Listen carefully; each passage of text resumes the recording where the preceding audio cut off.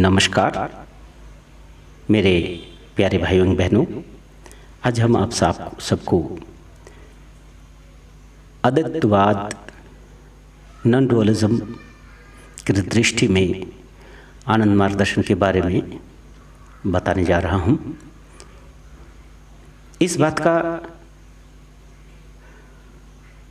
कि अद्वैतवाद की अप्रामाणिकता इससे समान रूप से सिद्ध होती है। उपेतामेश पदार्थ भेद तर्क सापेक्ष बात है, किंतु अद्वैतवाद की अप्रामाणिकता एवं धर्मीय क्षेत्र में उसकी अप्रयोजनीयता, उसकी अपदार्थता मानने को सभी बाध्य है, उसकी व्यर्थता को मानने को सभी बाध्य है। यह है जैसे निखात जाम्बुनद, जैसे वे कहते हैं, तुम यदि कहो तुम्हारे अद्वैतवाद के समर्थन में प्रमाण है, तब तुम हुए द्वैतवाद के समर्थक। तुम्हारा अद्वैतवाद एवं अद्वैतवाद के पक्ष में प्रमाण ये कितने तत्व हैं? अद्वैतवाद एवं उसके समर्थन में एक प्रमाण, दो चीजें हो गई ना। तुम यदि कहो कि अद्वैतवाद का प्रमाण है, तो वे दो चीजें मानते थे कि नहीं? उस दशा में अद्वैतवाद रहा नहीं, द्वैतवाद हो गया। और यदि बोलो नहीं मेरे अद्वैतवाद के पक्ष में कोई प्रमाण नहीं, केवल अद्वैतवाद ही प्रमाण है, तो मैं नहीं मानूंगा। इस कारण वे कहते हैं, कुछ शब्दों के जाल और तात्विक शब्दावली लेकर यह अद्वैतवाद खड़ा है। इस कारण यह किसी रूप में भी ग्रहण योग्य नहीं है। वे मत के पक्ष में कहते हैं उपेयम तामेशः पदार्थ भेद, अर्थात वस्तु विशेषात्मक, अर्थात न्याय दर्शन के मूल विभाजन के अनुसार मनुष्य को चलना होगा। यह बात शायद ठीक नहीं है, क्योंकि न्याय दर्शन के मूल विभाजन के अनुरूप विचार करने पर जीव और परम तत्व का अस्तित्व पूर्ण रूपेण पृथक रह जाता है। अर्थात परम तत्व जीव को आकर्षित नहीं करेंगे और जीव परम तत्व को आकर्षित नहीं करेंगे। यह विज्ञान की मूल नीति के विरुद्ध है।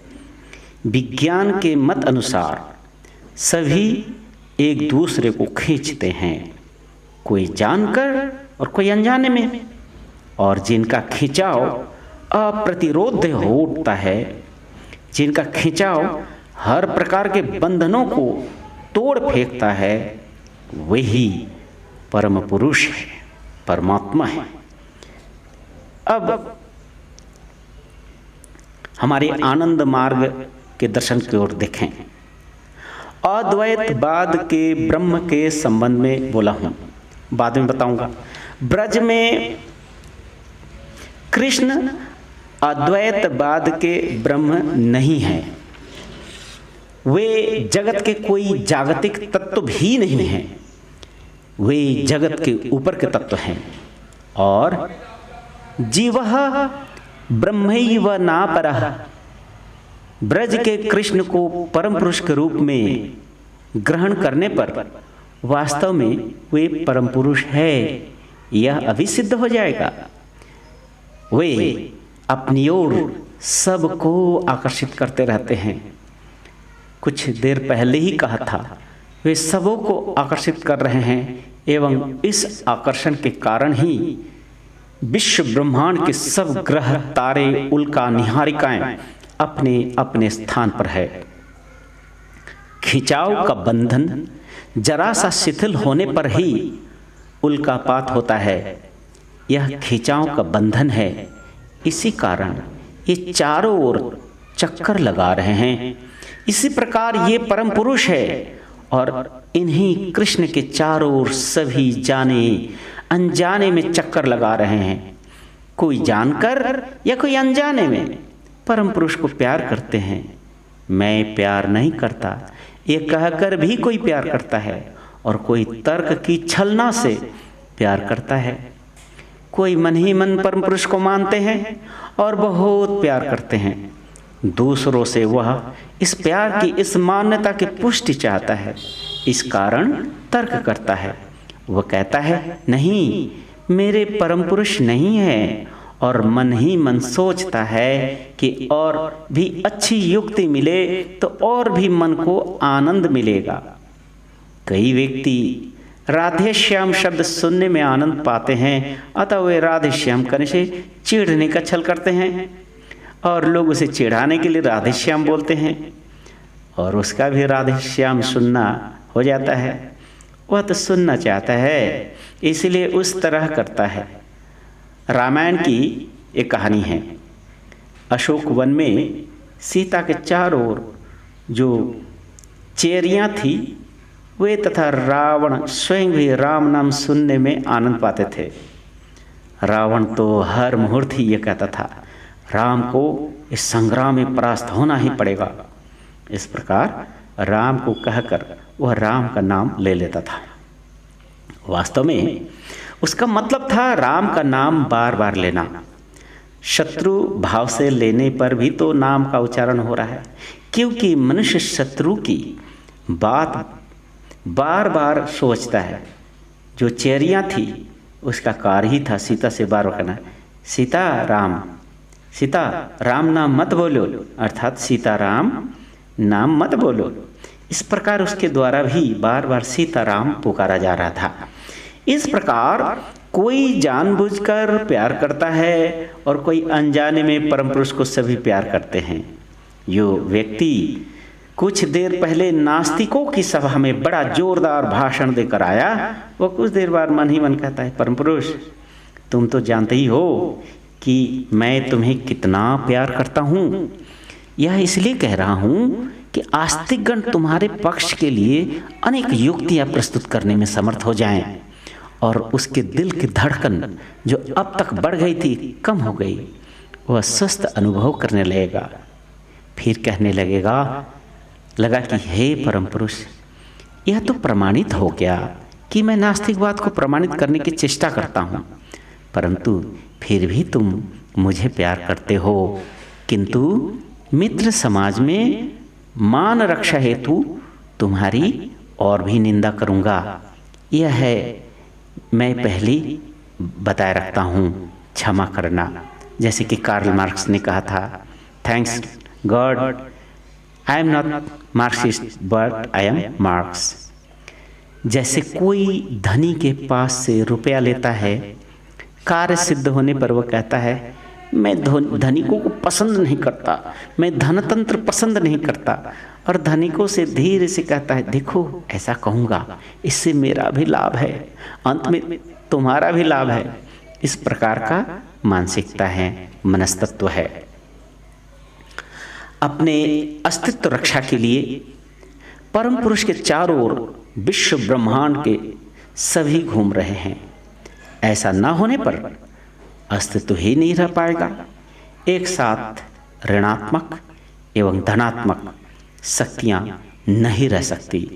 इस कारण वेदांत दर्शन अर्थात विशुद्ध अद्वैतवाद का दूसरा नाम के मत अनुसार जीव ब्रह्म ही ना पड़ा बिल्कुल झूठा है, मिथ्या है। असल में जीव उसके चारों ओर घूम रहे हैं। जीव परम पुरुष के आश्रित है। एवं जीव में जब भक्ति भाव जगता है अर्थात केंद्र अनुगा भक्ति बढ़ जाती है, वो दौड़ कर पास आता है, फिर परिक्रमा करता रहता है और उन तक पहुंचने की चेष्टा करता है। क्रमशः व्यासार्ध कम हो जाता है, वो क्रमशः परम पुरुष का नैकट्य अनुभव करता है। क्रमशः वो समझता है कि कृष्ण के केवल एक सत्ता ही है वरन वे एक भाव है और कुछ दूर आने पर वह अनुभव करता है कि ब्रज के कृष्ण केवल एक भाव नहीं, वे मेरे प्राणों के प्राण हैं। और आगे बढ़ने पर वह देखता है नहीं, वो मेरे प्राणों के ही प्राण नहीं, उनको छोड़कर मेरा अस्तित्व ही नहीं, अर्थात मेरा अस्तित्व ब्रज के कृष्ण पर संपूर्ण रूप से निर्भरशील है। इतना ही नहीं, ब्रज के कृष्ण के न रहने पर मैं ही नहीं हूँ, ब्रज के कृष्ण हैं उस कारण मैं हूँ। विशुद्ध अद्वैतवाद के दर्शन को देखने से प्रतीत होता है कि यह दर्शन ही एकदम भूल, नकली और फालतू है। इसके अतिरिक्त मनुष्य यह व्यक्तिगत जीवन में अनुभव करने लगता है कि उसका हृदय व मन ब्रज के कृष्ण उद्भास से उद्भासित होता है। तब क्या वो दार्शनिकता के किच को सुनने के लिए राजी होगा? तब यह विशुद्ध अद्वैतवाद हो जाता है, पुराने दिन का फटा समाचार पत्र जिसका कोई मूल्य नहीं है। समझे? अद्वैतवाद का मतलब पुराने फटा हुआ समाचार पत्र। ब्रज के कृष्ण अपनी मर्यादा से उद्भासित होकर विश्व ब्रह्मांड के प्रत्येक जीव के मन को आलोकित तथा उद्भासित कर अपनी ओर आकर्षित करते रहते हैं। यह चिरकालीन है, चिरकालीन धारा है और अनादिकाल से अनंत काल तक यह धारा चलती रहेगी। विशुद्ध अद्वैतवाद दर्शन 2 दिन तार्किक जगत में चकमकाकर अंधकार के गहर में निमज्जित हो जाएगा, अतल में चला जाएगा। ब्रज के कृष्ण अपनी आकर्षण शक्ति के द्वारा, अपने विश्व प्रेम के द्वारा और अनंत सृष्टि के प्रतिभू तथा प्राण केंद्र के रूप में चिरकाल तक रह जाएगा। पृथ्वी पर जब तक मनुष्य का जन्म नहीं हुआ था तब भी वे थे, जब दर्शन नहीं बना था तब भी वे थे। विशुद्ध अद्वैतवाद तो केवल 1300 वर्ष पहले का दर्शन है, तब भी वे थे एवं भविष्य में भी रहेंगे। जब इस ग्रह पर एक भी जीव जीवित नहीं रहेगा तब भी वे रहेंगे। वे अनादि से अनंत तक विस्तृत है, वे स्वकीय मर्यादा में अधिष्ठित है, वे स्वराट है, वे विराट है। हमने देखा है कि विशुद्ध अद्वैतवाद सांख्य दर्शन से भी अधिक खराब रूप से, दिनतर रूप से हार मान बैठा है। वह भी ब्रज कृष्ण के निकट नहीं आ पाता है। आना तो दूर की बात, उनका महत्व, उनकी महिमा, उनकी मधुरता के कण भाग का आस्वाद करने की योग्य विशुद्ध अद्वैतवाद दर्शन में नहीं है। कलकत्ता 26 अक्टूबर 1980। इसलिए अद्वैतवाद के भक्तों, अद्वैतवाद के इस माया जाल से उठकर परमपिता परम ब्रह्म श्री कृष्ण के चरणों में अपना शरण लो और अपना सड़ा गला दर्शन को फेंक कर ब्रज कृष्ण के चरणों में शरण लो। धन्यवाद, नमस्कार।